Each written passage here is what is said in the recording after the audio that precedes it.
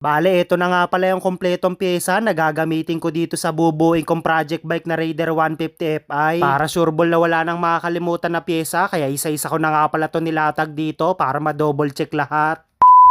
So ito, kagaya ng nakikita nyo, halos para nagbabargain tayo ng pyesa rito. Sa sobrang dami, ultimo kasi yung mga malilit na bolts nilatag ko na rito para sureball na wala na tayong makalimutan. Medyo mahirap kasi na palabas-labas tayo dahil mapepending tayo sa pagbubuo. Ayan o. Yung bar end niya nandito na rin. Ayan, tapos yung mga maliliit na tornilyo, yung tornilyoan nitong mono siya, kaya bumili tayo ng set. Sa taas na to, tsaka sa may baba. Ayan, yung mga body bolts niya, yung mga duo cap. Ayan, tapos itong mga front and rear axle. Ayan, tapos yung ibang mga inner parts, yung mga black parts, ayan, bumili na rin tayo. Yung kaka na lang halos yung hindi ko na ipapakita sa inyo. Tapos ayan, meron nga pala tayo dito gagamitin na pipe.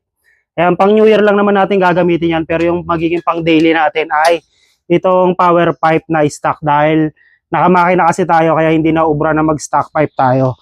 So tingin ko naman halos lahat ng pyesa, ito na talaga kasi napakarami na yan.